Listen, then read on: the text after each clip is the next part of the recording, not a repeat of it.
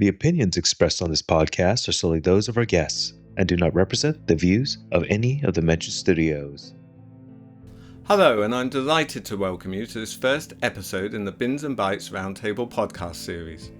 I'm Philip Roberts, founder of BINS&BYTES, and I've been making video game trailers since 2006, working for in-house teams at Codemasters, Electronic Arts, and now currently Crytek. I founded BINS&BYTES in 2017 as a community for fellow video game trailer artists. Join me now as I discuss with 5 members of that community how they got started in the video game trailer industry.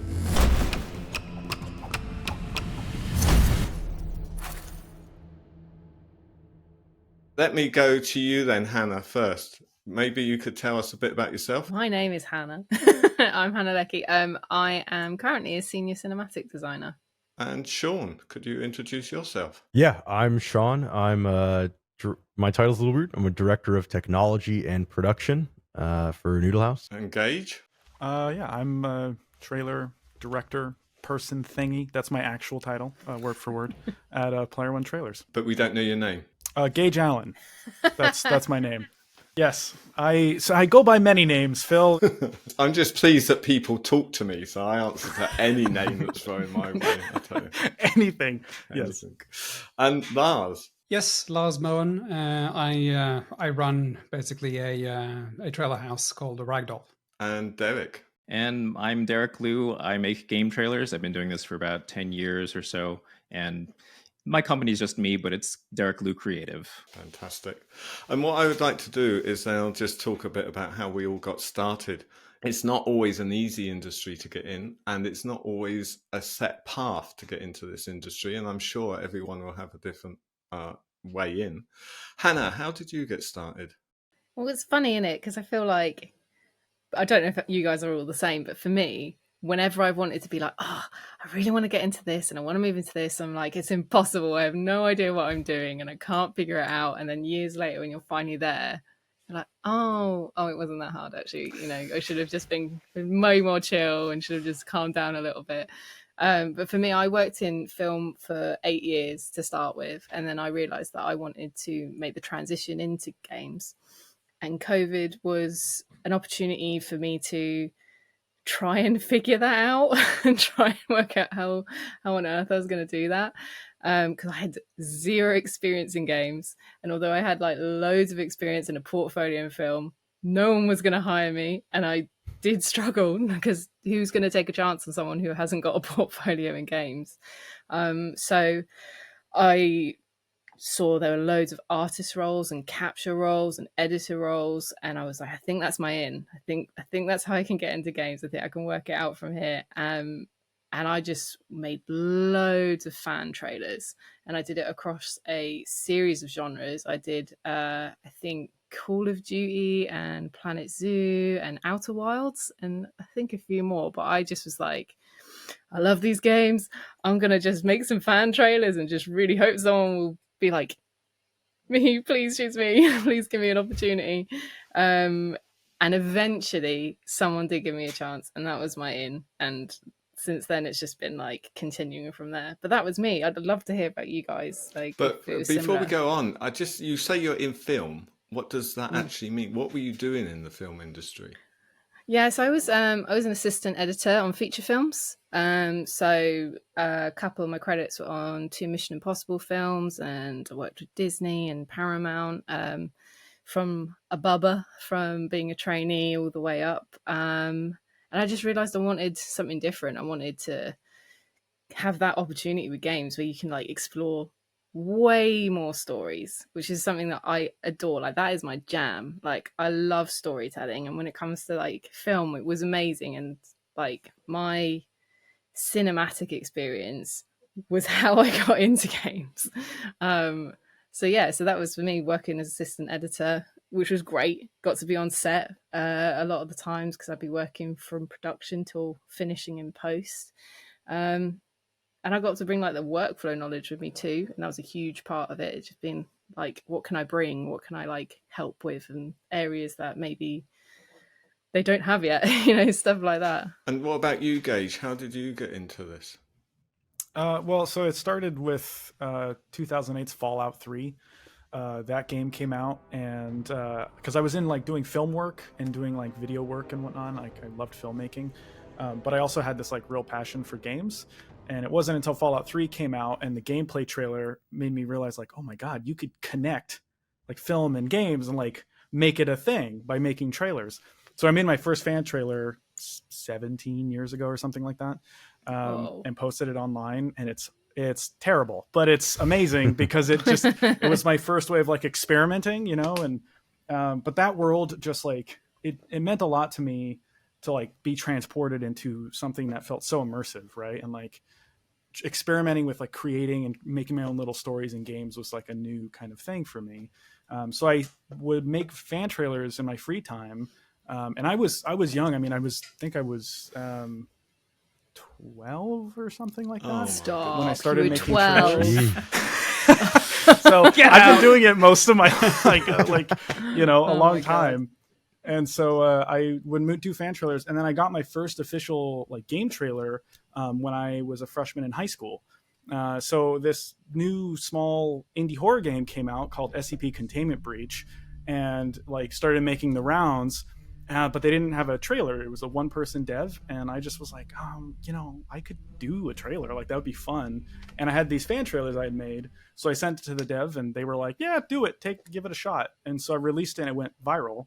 And then I did a second one, and that was kind of the first time I was like, oh, I could actually do this and make official trailers for games. So it was a lot of fun, and I spent a few years just kind of doing it as like a hobby, until I decided that like I should just commit to it full on and really see what could happen if, instead of directing all these like live action projects and doing trailers in my free time, what would it look like if I just went full on into game trailers? So I just focused on that and did freelance for a few years and got enough clients that I decided like I should start a company. So I started Player One Trailers in 2016. And so this is our 9th year now. So it's been 17 years of doing trailers, but I think it's been, I don't know, what is math, 14, 15 years or something of doing like official ones. But yeah, that's been, so I have a full size laser rifle from Fallout up in our lobby. Is it like a reminder of why I do this? Fantastic. So I really relate, Hannah, to like the making fan trailers, right? And like just being able to like kind of play. And, but that was the same, like in the early days, I was grinding, like, I would do these fan trailers, and then I would talk to small indie devs that were in all these like community Facebook groups and be like, do you need a trailer? Like, here's some examples, just so I could get some official work done and like build up my portfolio to convince larger and larger companies to trust me. And it's a fun, I don't know, you get to play a lot and do some crazy, like I did a thing for The Division, and I was like, oh, what would this look like? And, if we changed it like this and added this gameplay, and I don't know, I get a lot of joy from just being able to kind of like play around in that sandbox. But yeah. So you had quite a linear path in a way, that you had the fan trailers to start with. They got you independent work as a freelancer. That got you the clients that you then could have as a company. So when you started your company's portfolio was your pieces of freelance work, correct? Yeah. Well, so what I had done when I first started the company was I operated in stealth mode for about a year. So like we were operating as Player One Trailers, and we did work as Player One Trailers. But when we actually launched the brand, we had about a year's worth of stuff that wasn't like a separate, like this was Gage doing freelance, and it was like, this was Player One doing its thing. So that way, when we launched, we had like stuff that was tied to the company. But it was one of the reasons, like trailers is why I didn't go to college. Like I'm self-taught and I didn't go to school because I thought, well, I'm doing this already. I should just try to commit and see what happens. So it was like linear, but it was a lot of just kind of like teaching myself how to do it and just failing and, reading YouTube comments like, oh, okay, I know this needs to be better, guys. I agree. And like just try and improve in the early days. Right. And just, that's the best lesson is like failure. And everyone's like so scared to fail. And then as soon as you fail, you're like, oh, I've learned something and it's got better now. Yeah. And well, it lets you experiment, right? You get to like try new things, and you feel less scared, I think, to like fail in a way. And I think reading the YouTube comments is always quite good for improvements as well. You can see what the community are after and what they want. Though I did have one where I released this trailer and read the comment of someone saying, hey, this is a good trailer. I'm going to make one like it when I get home from school. Anyone else wants to join? It's like, right, so you obviously don't realise the blood, sweat, and tears that have gone into creating this, and it goes out. So, what about you, Derek? How did you get started in this? Okay, I'll try to make it as short as possible because I went to NYU for film. Actually, first I started in photography, but then I transferred to film my sophomore year. And around that time is when I started getting into video editing, making fan trailers. But initially, actually, the first thing I made was a fan trailer for Final Fantasy: The Spirits Within, which was releasing individual clips of the movie on their website, which this is like year 2000 or so. And I also made a lot of anime music videos, some game music videos, I guess, because they had like the cutscenes from Final Fantasy VIII. So I cut that to, I don't know what, The Offspring or something like that, whatever music is popular. Yes. and then so you after, just went up so many points in my book saying that. It instantly made it good. Yes. And then after college, I got to work at a movie trailer company in New York called Geronimo Productions, which is not spelled the way you're thinking right now. It's the combination of the names Giacomo and Ron. So it's Geronimo. And they did trailers for like The Matrix and the Spider-Man 2, Pirates of the Caribbean. And I worked there for about 3 years. And I really kind of got burnt out at that job because the assistant editor work was really, really grueling. We were just digitizing dailies from tape, 3/4 inch tape in some cases. And there were a lot of like really late nights sometimes. But so after that, I worked at an anime DVD distribution house that released like the DVDs for Kenshin and Berserk, Invader Zim, which isn't anime, but they released that. Also, they released Voltron. And I just did the trailers for their like new DVD releases. And I did that for another 4 years or so. And after that, I got laid off. And around this time is when I made my first game fan trailer that I actually liked, which was a Metal Gear Solid 4 fan trailer, which the reason I did that was because I played the whole thing in 2 sittings with my girlfriend at the time, watching the whole time. She loved it. And I just wanted to make like a sort of tight Hollywood-style trailer because Kojima's trailers have their own charm, but they're about 10 minutes long. And I just wanted to be able to just enjoy the game again, but in the short form, and also have the challenge of that. And it ended up being about 3 minutes long, but that was just so much fun that I got a capture card after that. And then I made fan trailer for Uncharted 2. And then like years later, I made Uncharted 3. So I did a bunch of fan trailers that way. And a little bit later, I got a job working at this weekly Nintendo news show called Nintendo Week, which is terrible. It's on YouTube. It's only on YouTube because someone enjoyed it enough somehow to upload it, but you could only watch it on the Wii video channel. You couldn't watch it on YouTube. They only put it on. Most of people probably don't even know there was a video channel on the Wii, but that was the only way you could watch it. Anyway, I made good friends out of it. Doesn't lead into game trailers like you think it might. Then I moved to San Diego from New York with my girlfriend at the time, and she got a job working for the Behemoth, making plush prototypes. And I got to make a Kickstarter video for them because they don't have like an in-house editor. And they're like, well, Derek does video editing, so he can do it. So I did that.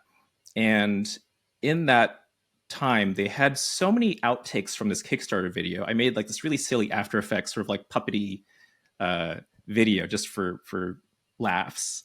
And it happened that they're making Battle Block Theater, which their cutscenes are like little stick figure puppet characters, which Dan Paladin was animating by hand in Flash. And when he saw my video, he's like, wait, could you do the actual cutscenes for the game? And I'm like, maybe. So then I went investigating like physics-based like sort of plugins for After Effects, and I found Newton, which was actually pretty new at the time. And I ended up doing all the cutscenes for Battle Block Theater, and then the subsequent trailers after that. They already done trailers by themselves, but I did some of the other trailers from then on. And then when my partner and I broke up, I moved to Los Angeles and was kind of like, I might as well try to make it a go at Los Angeles because that's where all the movie trailer places are. There's game trailer places too. And I made a connection at Hammer Creative through an editor that I knew from Geronimo, and just got an interview. And I did some freelance for like half of that first year I was in Los Angeles. think the first thing I worked on was the Sonic Boom game for Wii U. I did 3 trailers for that. And then they hired me full-time the following year. And then after that year, they had to do some downsizing. So then I got laid off, but then they brought me back for more freelance work. But at the end of that Hammer creative journey, I had just a reel, basically. Because unlike the movie trailer industry, in games, pretty much as soon as you're working on something, it's going to finish and be seen. Whereas movies, it's like you work on all the stuff the entire year, like 10% of what you work on gets seen, maybe 5, who knows. So I had a nice reel. And then actually during that full-time year Hammer is when I got the gig for Firewatch, which that's its own circuitous story for how I got that project. But that really helped put me on the map, because then I could show up at PAX or something like that and just say, hey, I'm Derek, I make trailers. I did the trailer for Firewatch, this like new hot indie game that everyone's talking about. So that really helped out. But then when I got laid off from Hammer Creative, I put out a call on Twitter saying, hey, looking for work. And somehow I connected with Kurt Gardner, who is like OG indie game trailer guy. He works full-time at Devolver now. And he started giving me his overflow work, which just put me on the map, saved my butt completely. And over the course of like 3 to 4 years, I got more and more indie work and had to take less and less in-person agency work in Los Angeles. And so for the last 8 years now or so, completely independent, working from home and doing my thing. I gotta say, Derek, Kurt did the same thing for me. Oh, amazing. So shout out to Kurt, for sure. For just starting the game trailer industry. Yeah. quite literally, yeah. But I love that story, man. I've heard it before, and I think it's so cool to hear like how you went through that as well. But so Derek, listening to that, I just wanted to know like what the jump you said you did like After Effects, right, with the like puppet. And like, what was that jump going from that to in-game trailer stuff? Because you said you did the subsequent trailers. Like, what was that process for you of like experimenting with that and actually like doing it as like a freelance thing? Like, what did that feel like? And like, how did you kind of adapt to that? If there was any process like that? Sure. It if anything, it was pretty easy. If anything, the After Effects part was the scary thing. Oh, sure. And the like editing trailers was the thing that came more naturally. Like I actually ended up making an Alien Hominid fan trailer that later on the Behemoth, they just needed to update their trailer. So Derek, can we just pay you for this trailer? I'm like, yeah, that's fine. Nice. But like looking back now, it's very much that sort of trailer that now I critique a lot, where it's not the most exciting thing because it's just like title card, then showing the thing that's in the title card, then title card. And, you know, it does the job, but it's not the most exciting thing. But coming from movie trailers, it was just me just figuring it out. Like, okay, well, what are we going to talk about in this trailer? What are we going to talk about in this trailer? And then I just play it and just learned as I went along.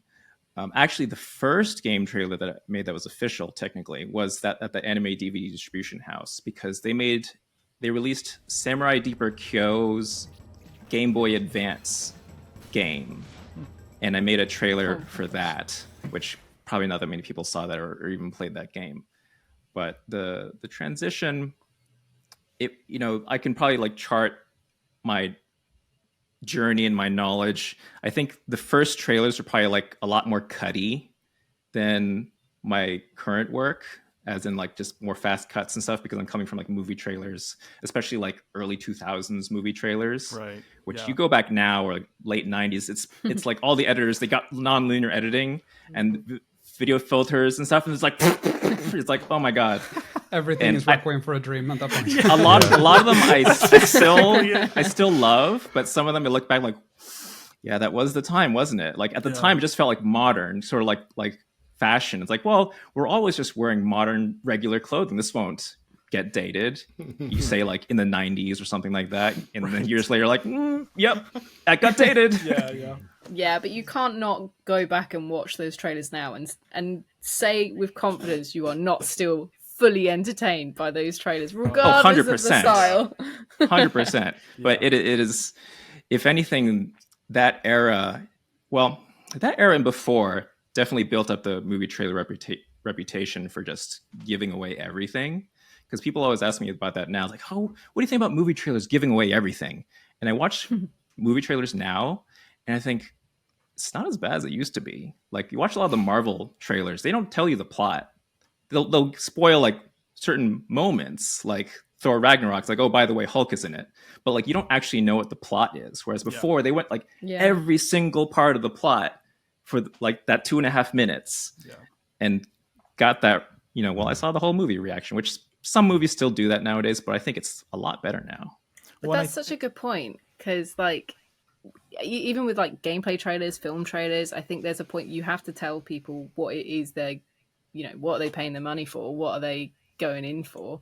Without revealing all the extra special part of it. You have to be like, okay, well, I need to let you know what you're getting in for. Like, why am I going to pay to go see this film? Am I going to enjoy it? Am I going to like it? Like, am I going to like this game? Like, there's the who, what, where, when, and why, and then all of the extra stuff, and that's why I'm going. I started, obviously, when I was making trailers, everything was box product that went out, and you had that weekend that was the set-in weekend, and so you had to just sell this product in that video to be the best thing ever. But as you get games as a service now coming along, and games that keep living, I found that there's a certain game that I was working on had a progression through to different maps to the end as a product that's online, but people found it quite hard and may give up halfway through. So I was teasing them with what was ahead for them to go, actually, I've seen this in the trailer, I'm going to keep going, I'm going to stay with this and do it. And they proved to be quite popular. So I've seen that change in the market of how things have gone. I started in 2006 for me. And just seeing how that's developed has been really interesting, and how that builds in of what you're showing. But Lars, then, how did you get started in all this? I feel like I've been sort of going back and forth throughout my entire life between films and games in some way. I was thinking about the other day, like, this year marks 20 years since I first screened a short film at a festival. Wow. Nice. Awesome. That's got to feel crazy. great, man. It is quite wild, just like thinking back and all that. But I feel like, back in the late 90s when I was 12 years old, that's when I sort of started like experimenting with both. First part was doing skateboard videos and snowboard videos and that kind of thing as like school projects, as an excuse to go in the slopes. But like, I didn't have anything to edit with. I had my Hi8 camera and I had a VHS deck. And then so I would hit record on the VHS to sort of do all of the takes that I wanted on the VHS tape. And then I'll run it back to the Hi8 tape. And then I'd plug a CD player into the back of the VHS deck. Just like swap out the red and white cable on the backside with just like some Metallica, and just there we go. Metallica and some no effects. Nice. But yeah, no, around the same time is also when I first started like discovering modding without really knowing what modding was. It was around when GTA 3 came out. Because like the first thing you do, like back in the day, is like, okay, these games come on CDs. What happens if you pop it in a CD player? Like, okay, you've got the soundtrack there. That's cool. And then that sort of transferred into, looking at the game files within all of these game folders, and then sort of discovering, okay, these are open text files for some reason. You can open them in Notepad and just change the variables. So you have lightning fast cars in GTA 3 with zero gravity just flying into space, that kind of thing. Opening them up in Paint and just like changing the textures. We played a lot of like Counter-Strike and stuff as well, and just like swapping out all of the sounds with like onomatopoeia instead of actual sounds. Just like nonsense stuff. And then eventually that sort of transfers into, some animation projects. Flash was big at the time. It's already been mentioned by Derek over there.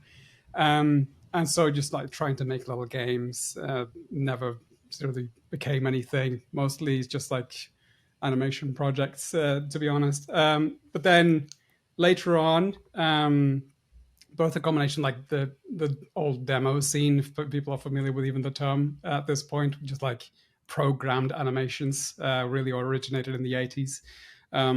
But never really got into that. But sort of like there's a lot of just like animated short films coming out at the time. And then particularly there was a couple of like fan-made Counter-Strike animated films, just like super slow motion action shots set to Tool or something. But that, I really wanted to make something like that. And that's sort of when I just like started really learning how to recreate a level from Counter-Strike in just like 3D space, try to texture everything. And then I spent 6 months doing that before I absolutely gave up, because when I hit the animation part, it was just too much. And then at the same time at school, I would be, I guess, 17 or 18 at this point. And then we had like a documentary project. So I did media. And then it was just like, it was so instantly gratifying to just like, okay, we wrote the script. We did a mockumentary. Of course, we didn't want to do the actual work of doing research. But yeah, we wrote the script. We went out shooting, and everything was done like within 3 weeks. And it was just like, oh, I just spent 6 months just wasting my life. And then this was just like, okay, we shot it, we edited it, and we screened it for people, and just like having that sense of like, okay, we made something. I really wanted to just like chase that. And so from that point, I was like, okay, film school, all of my energy is going towards film school instead of all this animation nonsense. And so I went, did a BA in film directing in Paris. Later on, I also did my MAs in the UK as a screenwriter. And then sort of in the meantime, from 2008 until 2017, I was primarily a TV editor for mostly reality TV. So those of you in the UK, like I did your Come Dine With Me's and your Goggle Boxes, and you did all the stuff I love to watch. That's what that is. Yeah, I did One Born Every Minute, that kind of thing. But yeah, some sort of like quasi documentary things. And then in 2016, some friends of mine wanted to start like a Let's Play channel, and then I was like, hey, you need a video guy for that. So I sort of like became third wheel to that sort of thing. And we did, I think our count once we stopped was like 600 videos or something. And then throughout that same time period, I kept sort of thinking back to my love for just like hacking things together, and sort of when Unreal sort of opened up their licensing with Unreal 4, and sort of like, hey, you can have this tool for free. Then it was just like, okay, sign me up. I'm just going to start hacking stuff together again.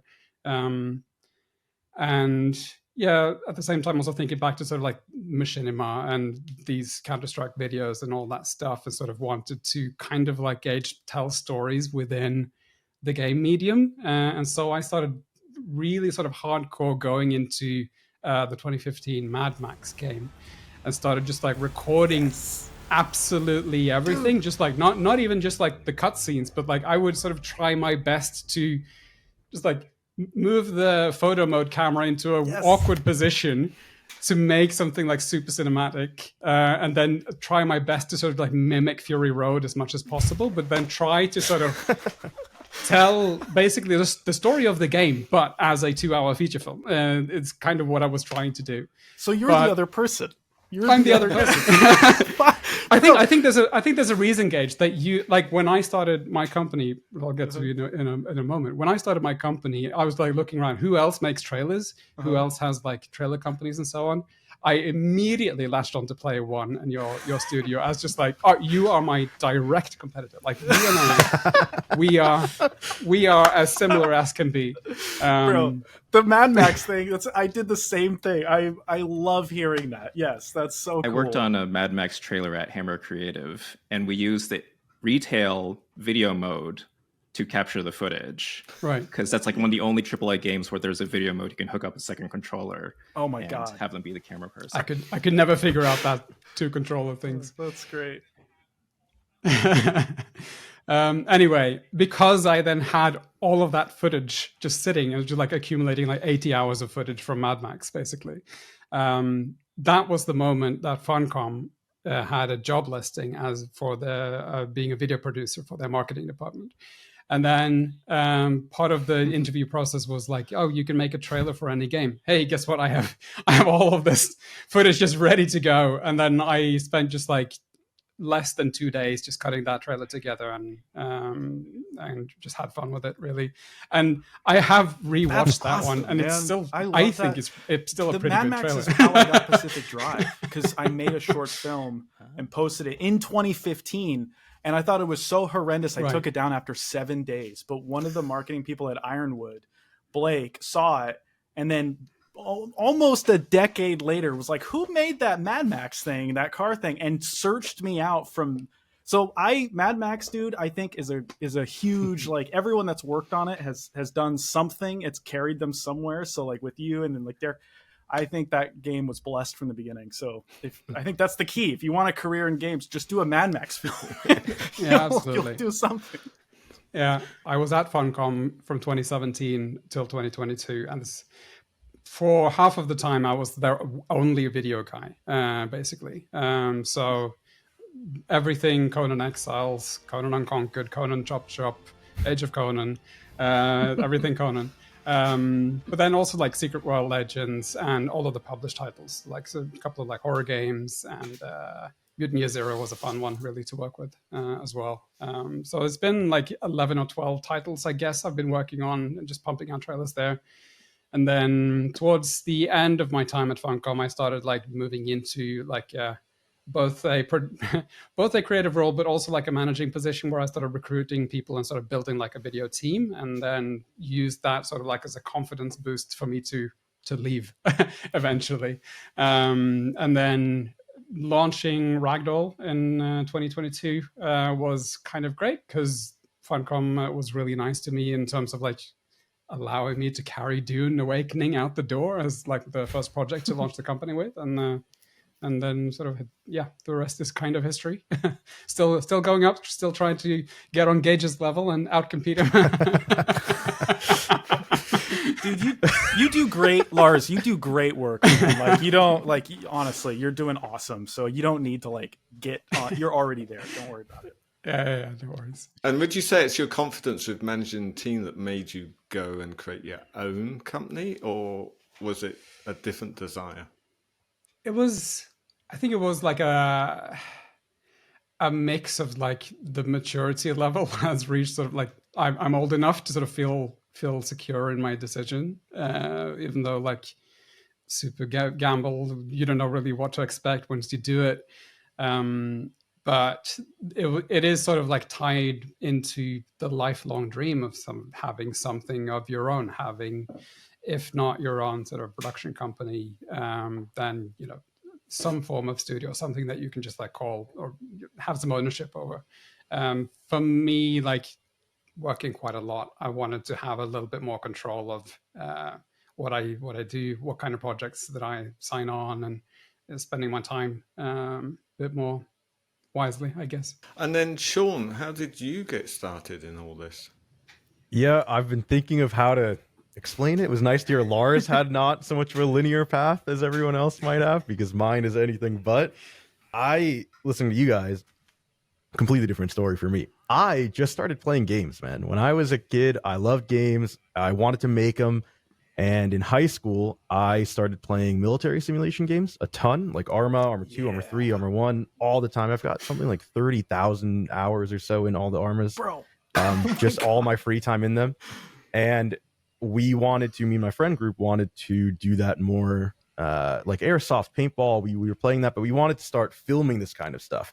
And so for 2 years, we were just doing, you know, our own videos of filming airsoft battles, paintball stuff, behind the school, in the forest, whatever. When consumer drones started coming out, that elevated the game a ton for us. And I was the guy, you know, filming, planning out what you're going to do, editing, all that kind of stuff. It was super fun. Then I went to college, didn't ever see any of those guys again, so that stopped. But still played Arma online, all that kind of stuff. And I really loved making videos, so I started to make YouTube videos for all the kind of games that I would play. Arma, a game called Albion Online, all these different random games. I just like to capture the footage and make videos just because it was fun to edit and make these things. But I was going to school for computer science, psychology. I wanted to make games. So during college, I was making games, mobile games, PC stuff. After college, I did games for therapists who wanted to have online EMDR sessions with kids. We did games for mobile stuff in China, sort of a lot of different stuff. And everything sort of combined together when we were going to do a trailer for one of the projects, actually for a mobile game. And I was thinking, oh, I've done this kind of stuff so much. I love capturing, I love editing. I'm going to tackle it on. And all of a sudden I was like, okay, this is actually really fun. I love making games. At this point, I had been the producer on a few mobile games, led those projects. I designed a few of them, written storyboards for a few trailers as well, created them, but those didn't maybe see the light of day. And so this was the big first project where I got to lead the team and do all of that. And right after that went live, I got a job at Ubisoft working on the demo crew. At this point, I was doing 3 or 4 jobs. So I was making games, I was leading a game production, I was doing this demo crew job on the side. Because of the videos that I made for Albion, the developers contacted me and they said, hey, we love what you're doing. Come over and join this team that we have for live broadcasting. So for 10 hours a week I'm still doing it now, for like 9 years, I've been doing live broadcasts for them, hosting the game, trying to figure out how best to show that game in a live setting, figuring out, what would look the best, writing different ideas for shows about the game to market it, stuff like that. And so all this marketing, writing, tech, like all that kind of stuff, and all the experience I had at Ubisoft on the demo crew, which was showing games that are upcoming to journalists, to trailer makers. I mean, we were doing things with the NFL to create trailers for different NFL players playing the game, stuff like that. I wanted to sort of condense it all. I was working like 80 hours a week for 4 or 5 years at that point, just because I enjoyed doing everything. And I decided, okay, I'm going to work on a game on the side for me. And I want to move my career professionally kind of more into this trailer stuff. I didn't really understand the business side of their trailer houses, their agencies. I just saw video game trailers and thought, I really love making them. I've been doing film stuff self-taught for a while. I didn't go to school for that, but it's been awesome. I'm going to try to get into this. And through some of the connections I did at Ubisoft, through some of the trailers I made, I got my job with Noodle House. And because I had led a ton of teams doing multiple other things, games and all that, I was leading the capture team. So from there, I just exploded. We started making trailers for Fortnite, Risk of Rain. It was some learning on the job. I had a great mentor, Matt, the owner of the company, taught me a lot of old film stuff that I might not have had the pre-knowledge of coming into it. And all of a sudden, I was writing the scripts for trailers, figuring out the shots. I was modding the games to let us do more. I was creating different mods for Risk of Rain, all this kind of stuff. We get access to Unity builds of the games now because I had a lot of game dev knowledge, and we didn't have to bother the devs for a lot of stuff. I could implement my own camera system. And all of a sudden, we're doing these gameplay trailers, but we can sort of do so much more just because of all this random things I was learning for the last 10 years. And I just kept growing at Noodle House. I went from leading that capture team to becoming a director. As I said earlier, title's a little strange, director of technology and production, because I have a lot of years of experience producing games. I have a lot of experience with the tech side, and now the creative has been growing for about 6 years now. And it's been a journey. It's been a lot, not linear in any way. But honestly, for me, ending up in this position I have now where I'm able to express all of that sort of experience that I've gained in the different areas and just watch a finished 90-second trailer that I know all the different parts of it that I was able to touch and help lead through. It's probably the best place I could have ended up. I'm really happy with it. I've been working on that game that I started on the side, still to this day. Working on that trailer myself right now, actually. And honestly, I don't think I will ever go back to full-time development. I much prefer the creative trailer agency side. But Noodle House also expanded a ton, and now we're able to make games our own. We're doing a lot of games. We're doing tutorials for Unreal. We're doing branded experiences in Fortnite. There's so much more than just the trailer stuff, but that does eat up most of my day. And while it is a lot, I love it. Wouldn't trade it for anything. Fantastic. I've been at Noodle House now for 5 years. Nice. Dude, that's a lot in 5 years. I thought you were like, sound like 20 years. Yeah. Yeah. You stacked so much into 5. It's almost 6 years now, actually. That's crazy. It's been a lot. Yeah, we did a ton of, when I started, we did a ton of Fortnite trailers. We went from there into more Risk of Rain. We've done a lot of different projects here and there. And every time we do a new one, I always want to add something more. I want to say, oh, remember, I've been a game developer now for 10, 12 years. I made this camera system. I know your devs are busy. You don't have a camera system. Yeah. We could implement it for you. Could we get access to the build? We don't have to push anything. We'll make our own branch on GitHub. I've done that now, I think 4 or 5 times, actually. And it's been a blast every time. Yeah. Well, and it gives you a lot of control, like, especially when you do stuff on your end, right? Like, just because then, like you said, like, you don't have to, like, working with the engineering team with so many different studios can be like a different process each time. Having your own tool set really streamlines it. Like, that's awesome, man. It's been a blast being able to just have the experience on all the different sides of things, because, scripting the trailers, I'm able to say, the game doesn't support this right now, but we can make a mod. I can do that. And that's awesome. On the other side, on the flip side, in the trailer and shooting, setting up cameras, knowing that we can take all this knowledge and sort of combine it together to make something we wouldn't be able to do without it. It's really cool. I'm also loving this cat. I know. I was going to say, we should have another guest here. Yeah. We should, how did they get into the industry? Related, though, like you're talking about all these options, and while I do love good debug options, I'm kind of the opposite. I'm thinking, like, give me fewer options so then I have less to think about creatively, and I'll just work within what I have. Blasphemy. And I'll judge it. I'll justify it as like, well, it's more authentic to the shipped game because there's more of the angles are in game, and fewer of them are like custom. Yeah, I've got a large capture team too, and so sometimes when there are projects where I know we're gonna have, it depends, right? It depends on budgets, it depends on who's doing what. We'll have to limit ourselves. We might be able to make a mod in a week or two, but do we need to do that? How's a trailer going to look if we just use the gameplay straight up? Yeah, it could also just be because it's just me, and I rarely ever collaborate with other capture people, and I'm working on, 2-3 projects at a time. Like, at worst, like before my son was born, I was sometimes working like 5 to 6, where that was only where I was like finishing up something. I'm like, okay, I can start another project. But like, I see some things like Gage's Pacific Drive trailer. I'm like, that must have taken forever. I don't think I have the stamina to do that. And like, maybe it's also because I'm coming from an editor background, less a directorial background.